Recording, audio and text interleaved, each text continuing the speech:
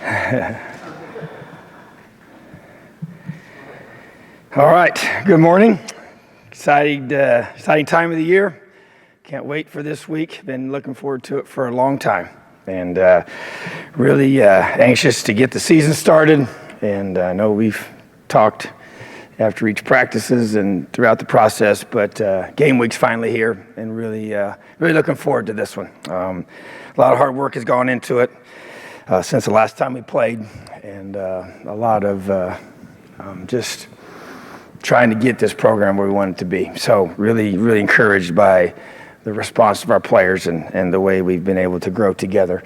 Had a great experience on Saturday with going to the Colts game. Took 5 of our players and got a chance to be on the sideline there, and just appreciate the Colts and all that they do for our program and the way they handle things, and just appreciate Chris Ballard and his professionalism. And so those guys that got to go really enjoyed that experience. So got a really good, strong group of leaders that I just think everything we do together just seems to exemplify those qualities of the kind of young men that we have in our program. So obviously today is a day that we are going to announce our starting quarterback, and our starting quarterback is going to be Mike Penix for the 2019 season. And so I know that's been a question that many of you have been asking about, and it was a very difficult decision in regards to the competition involved with the young men that, Jack Tuttle and Peyton's an awesome kid. He's one of the finest young men I've ever been around, and so much respect for him. And that was a hard conversation, But I love each one of them, and that doesn't change. None of that has anything to do with it. But those are tough decisions that have to be made by head coaches, and so it wasn't what Peyton didn't do, it was more of what I believe Mike can be. And so we let these guys compete, and it was as we said all along, it was very close. We made a decision early last week, and so I can get the proper reps, and I'm excited about the future of our program. Peyton understands his role, and the way he handles that and responds to that is critical. And he and I have had a good heart-to-heart about that, and I know it's hard. I don't diminish that whatsoever. But he's had a awesome attitude about it since outwardly, and he's a competitor and wants to be the guy, but he will be ready at a moment's notice and accept that role and do an awesome job in that. And as we all know, a lot of things happen throughout the season, and we're going to need all these guys. We're going to need Jack to fulfill his role, and he's got a bright future. He's got a lot of talent, and so really appreciate the way they competed together and the bonds they built and the way they've responded to the situation. And now we're all behind Mike as our starting quarterback, and looking forward to see him take off and lead this football team. Questions? Coach, you said going to fall camp.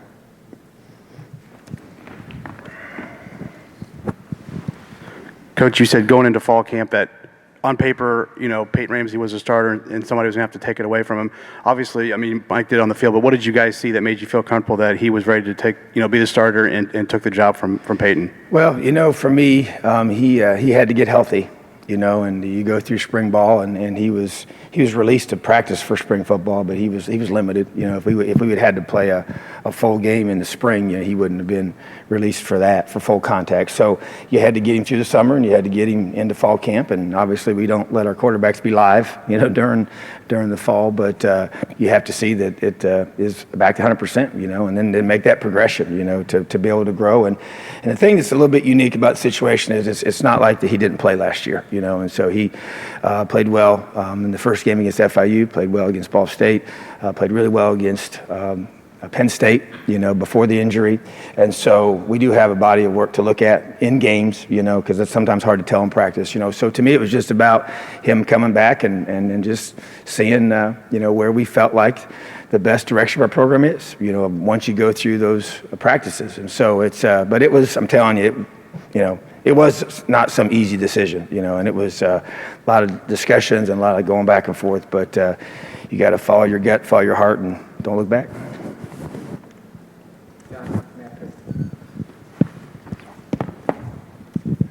Obviously, you talked about it being the future of the program and the importance of that. Is it a game-to-game thing from here on, or does he have a pretty wide leash, Michael, in terms of... He's our starting quarterback here at Indiana. So, yeah, it's not a game-to-game decision, so, but, it's like anybody else, he's got to perform, so, but that's, it's not viewed like that, he's our starting quarterback, and so he's got to go and lead our team, and he knows that we made our decision, and he has my full confidence, but I tell you what, and that's what I've said all along, it's great to have three guys in that room that can play, and so it's a long season, a lot of things happen, and it's proven over time that you often play more than one, so we just got to but no, it's Mike Penix is our guy. We've seen him in practice, the mobility aspect, even I think in the fall coming back from the ACL, it didn't seem like it bothered him much. I know Peyton is a guy that could give you some of that running threat, but it always felt like Mike was maybe just that little bit faster and more explosive than the other guys at quarterback. Is that something you want him to utilize regularly? Is it something where maybe it's more kind of as the option presents itself, or do you want him to be more of a true kind of dual threat guy in that way? Well, I would say that schematically, it remains to be seen that we want to consistently have a quarterback that can extend plays, that can create with his legs, that's a threat to the defense, that they have to acknowledge that. Peyton gave us that. Mike gives us that. Jack can do that. In terms of just pure quarterback design runs, there'll be some. Yeah, that's going to be part of what we do. I don't know that there'll be any more than there was before with, in the past. But I do feel like that, to me, I always have the lens from the defensive side of the football, and where those plays really, really hurt you is those third down situations or those scrambles or when they create with their legs, and it just, you have to count for him in either the rush or with a backer or somebody to be able to have eyes on him, and that it affects your coverages, and it affects the way you rush the passer, it affects the way you call things defensively. So to me, I just see it being that guy that can create plays with both his arms and his legs, and I think that's where Mike's at his best. Yeah, Coach, you talked about leadership and production when you were talking about, deciding on a quarterback. What intangible qualities did Mike show in terms of that aspect of it, the leadership aspect? What kind of leader do you think he can be? Yeah, and that's where I would say, all three of those guys are somewhat quiet in some ways, especially Peyton and Mike, by personality. So they've both been challenged to be more verbal leaders, and I think that's an area that they both really worked hard at, and Mike's really worked hard at. And I think the thing that he brings that you really can't teach and coach is just that natural calm and poise. I mean, he has that presence about him.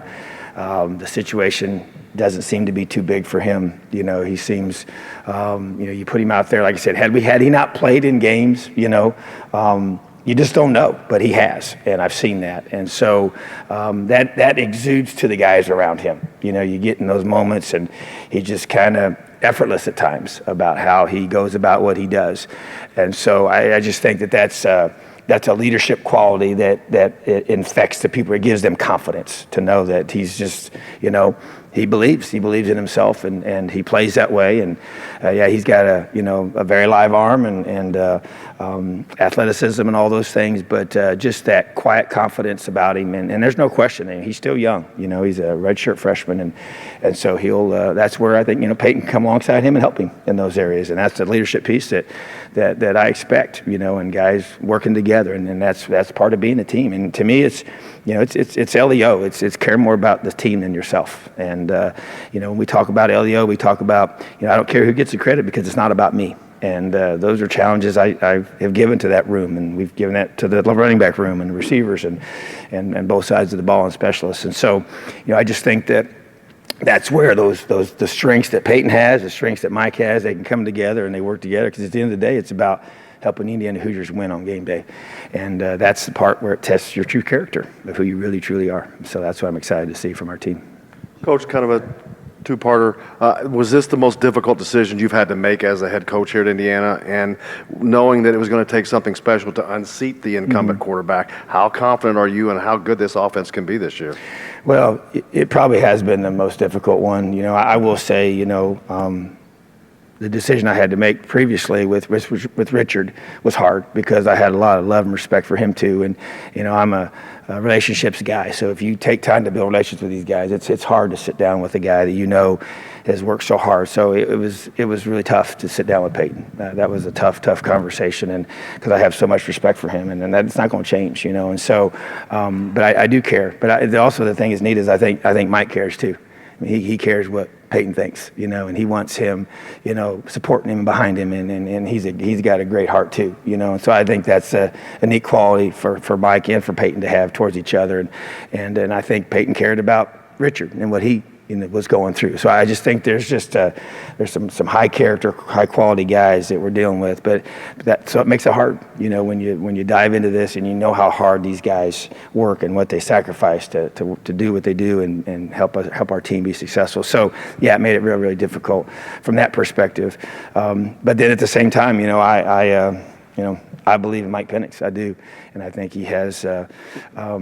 I had a lot of talent for sure, and he's got to go out and realize it on the field and just keep growing and developing. And I expect him to, and I think we've got a lot of weapons around him, and I think those guys, they see it too. They see it. They're the same practice I'm at, and running backs and receivers and linemen, and that's the thing that's so unique about this is that they all would say, man, hey, we have so much respect. We love these guys, and we believe in them, and they know, hey, they've told me, Coach, whoever you think is best, we're going to play hard for them, and we'll just follow your lead. And so it's just, I think that we've got guys, and I told this to Mike. I said, Mike, you just got to go be you. You don't have to be Superman.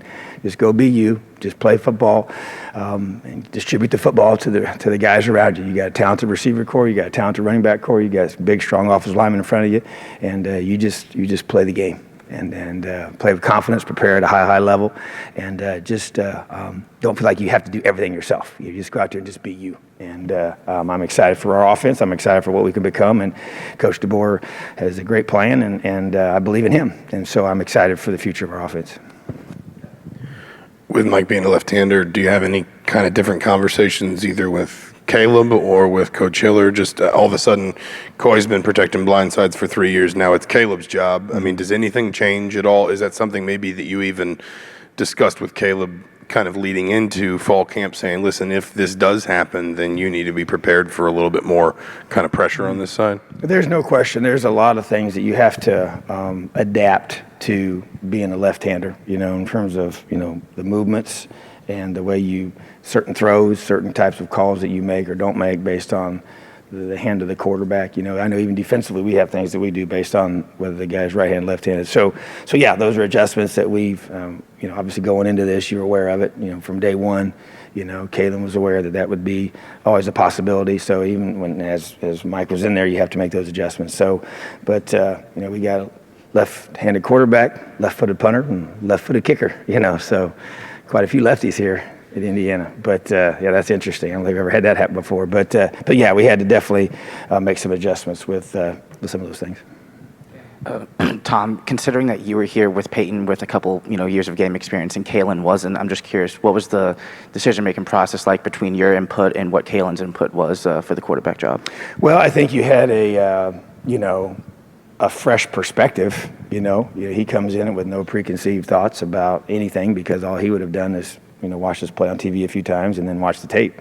But he obviously quickly realized that, Peyton's a special guy, a special leader and tough guy and does everything that you ask him to do, So, but I think so it was a more objective, in some ways, ability to go through and say all three guys, because really it's, and there's no question, I think at the very end, Peyton and Mike kind of separate themselves a little bit, but I think all three guys had a fair opportunity to, with a blank slate, come in with a new coordinator and learn a new system. And as I've said from the beginning, that's exactly what we did. We let him, there's a few things that we kind of kept, but overall we just said, hey, just come in and install what you want to call things and how we're going to do things. And so all three quarterbacks had the same opportunity. So I think you had a pretty objective way of evaluating it. And we spent a lot of time. A lot of time talking this through and evaluating things and going through it and watching film and talking as a staff. And so,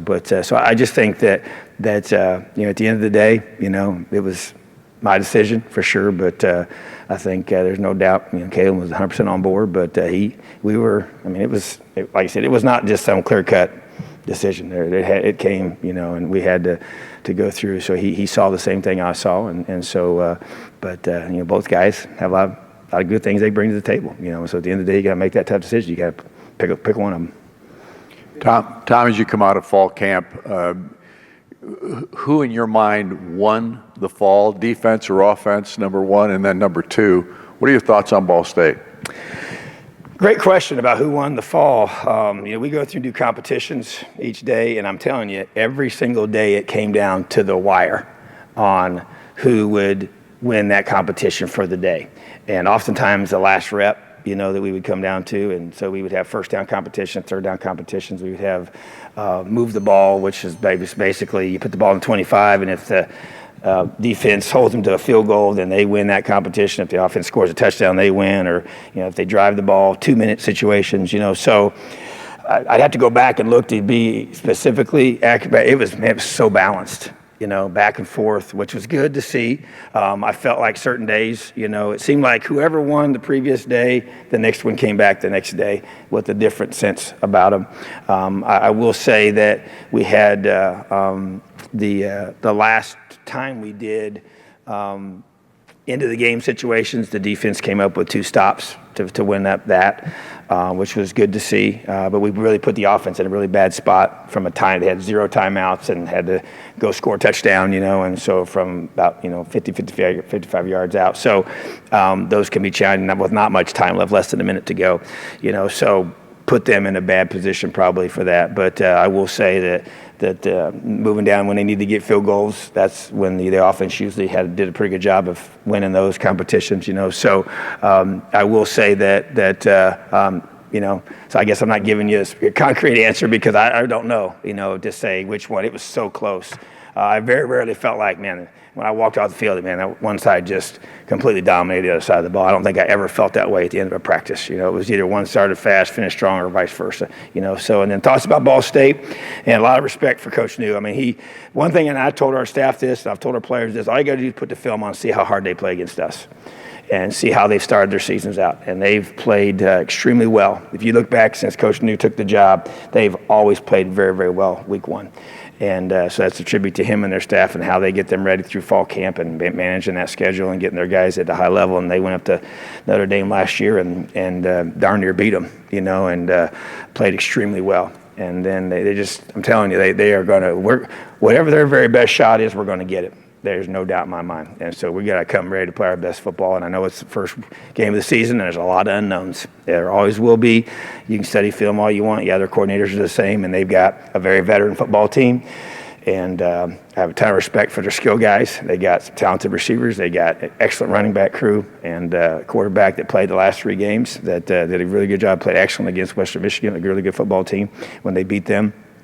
And 9 out of their 11 stars are back on defense, and so I know they've worked really hard, and Coach Elson's their defensive coordinator. I've known him for many, many, many years, excellent football coach and great football mind, and so I know they're going to play really, really well, and so we're on a neutral site, a venue we've not played in since I've been here, and none of our guys have as an Indiana Hoosier team. Some of them have played there individually, and it's a beautiful place, but it's new for us. And so to me, it's a great opportunity. Our word for this week is proof, because we got a whole lot to prove. And that goes for the whole season. We got a chip on our shoulder, and we haven't played for several months. And last time we did, it wasn't what we want. So we've had a long time to let this fester and let our guys really, really work hard to create change in this program, both recruiting and now player development. Now we get a chance to go out there and prove it on the field. So that's why I'm so excited about Saturday. Forgive me, this is kind of a loaded question in a way, but how close in your mind was Mike to winning the job last year? And I know he had the injury, but what were the things that maybe allowed him to close that gap and pull ahead as you think about evaluating him this time a year ago and now? Yeah, and I don't like to speculate on things that didn't happen, but there's no question. I mean, he, was playing well against Penn State, and so I guess those things could have played out a certain way, and he was definitely getting to the point where we were believing in, once again, I felt like you had 2 guys. You felt like you could put either guy out there, and they're going to do great things for you, and so I just think that for me, what was the second part of your question? Just what were the things, even with the injury, that maybe changed Yeah. the way you evaluated him this time a year ago? Sure. Yeah, that's a good question. I think the biggest thing is, another year older. If he was a true freshman and I didn't know certain things, it would be, I would probably feel the same way about, naming him the starter, and so I just think that he's been in our program. He came, mid-year and he's here, and he obviously had the injury. I know those injuries are hard. How he recovered from it, I think those are variables. I mean, to me, the grit that you have to overcome an ACL injury and you just see how he handles the rehab tells me a lot about him as a person. It tells me a lot about his work ethic, his toughness, his fight. Is he disciplined enough? You talk to our trainers, how does he handle the process, of going through that long rehab that injury creates. And so I think that's another variable that helped prepare him to be more ready for this, even though at the time, I guarantee you, it's the worst thing he, wanted to have happen and had not been hurt like that before. And so, but he'd probably agree, it taught him a lot of valuable lessons, So, and I think just the time, our strength, I rely on our strength staff. Those guys, we talk a lot about our players and especially our leaders and just helping him grow in those areas and things we did over the summer. He's part of our leadership council, and just being able to be more verbal and be more, taking ownership and calling out receivers when they, don't do things the right way or run the wrong route or whatever. Just having that confidence, and that it takes time to get that. And so I think those are things that I saw, and there's no question. I mean, he's, just like any other young player, you put him in those positions and you want to put him in a position to be successful, but he just needs to go take it and run with it, and take off, and realize the full potential of what he can become. And that to me is really what you see and what you make decisions off of. And you obviously have to have confidence that he's able to, be the guy to lead this team, because it's different than coming in off the bench than it is being the starter and knowing you're the starter and standing in front of the media and answering questions. And, things don't always, go your way. Like I told this to Mike, and I said it to all of our quarterbacks when I recruit them, and that is that the head coach and the quarterback, those two guys are very similar, and their two positions are similar, and they get too much of the blame when things go bad, and they get too much of the credit when things go right. But that's just the nature of being in those positions, and you better be able to handle it, and both the good and the bad. And so to me, that's part of the growth that position demands. Coach, Ball State has won a handful of times in the recent history of this series. How much is that going to be a part of your messaging this week to the team? Well, to me, anytime we play somebody that, on paper, it's Big Ten conference versus the MAC conference. And when I know the history of that, I've seen many, many MAC teams beat Big Ten teams, and it happened many times even last year, And so that to me is what we talk about. And there's no question I'll talk in the right way about the mindset that this football team is going to have when they step on the field against us. But some of that stuff that's happened in the past, it's in the past. We're to me, I'm really focused on what we're building here, and how we approach these type of games, and how we play in these type of games, and how we play to our standard of football here at Indiana. And that to me is what's the key.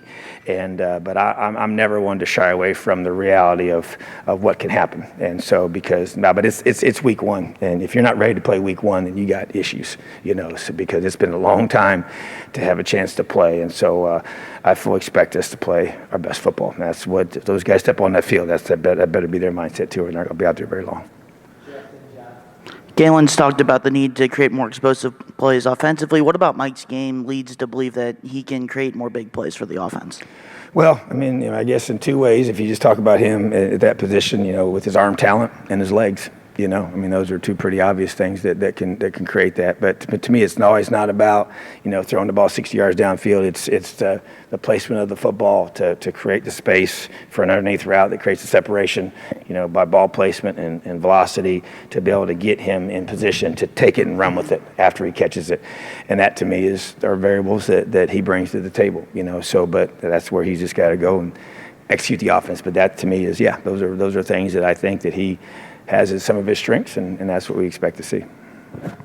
You talked about the ACL compared to last year in terms of his mobility and how he looked. I mean, is he 100% to where he was, or would there still be some rust he has to knock off? No, I think he's 100%, and that's how we feel. And you look at him, and he actually took a hit, not intentionally, but during one of our scrimmages, he got rolled up on, which I think was probably a positive thing, just to know that, hey, I took a hit, and he was probably concerned at first, but it's like, okay, I'm fine. I took a hit, and now I'm good to go. So he's going to get hit on Saturday. So it's live bullets now. So there's no more blue jerseys.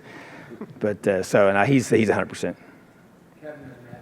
Speaking of hitting, how are you guys health-wise going in the week? I know Reese Taylor obviously had the hand. Is there anything else, or is everyone pretty good? Yeah, no, I tell you what, we've very pleased with fall camp. We went really hard and tried to balance it all out. But Reese is the only one right now that he's really day to day. He'll be practicing here. He's practicing today, and we'll practice all week. So we'll see where he's at. But other than that, it was. So far, so good on that, and that's you never know how those things go. But credit to our strength staff and credit to our training staff for doing a great job getting guys, when they did get nicked up, getting them back and getting them prepared. Coach, I know Ball State's, they have a veteran offensive line, probably not what you're going to see later in the year, but still a lot of guys back who play a lot of football for them. You got a lot of new faces on the D-line. How excited are you to kind of see how your guys do against a unit that's played together quite a bit and could give them some problems, I guess? I think that's a good, something to focus on, and we got to be able to, they're very experienced, and I've coached against, the MAC teams enough and offensive line play there of the good ones, and especially when they've been there a long time. And I felt like even a year ago, we went down to FIU, their O-line was similar. They had been together many, many years and played a lot of snaps, and they're well coached, and that's what I expect to see from these guys, And so, it'll be a challenge we got a lot of young guys, new faces, and new opportunities. But we that's where the game is won and losses up front. So that's going to be a key thing to focus on, and we just got to, we got to prove on game day that our D-line is what they need to be. Awesome. Have a great day, Leo.